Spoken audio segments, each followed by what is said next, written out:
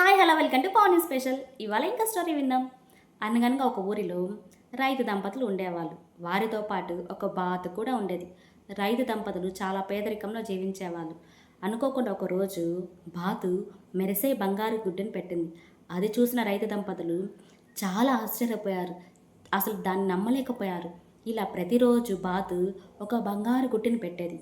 దాన్ని అమ్ముకొని వీళ్ళు సంతోషంగా జీవనం సాగించేవాళ్ళు.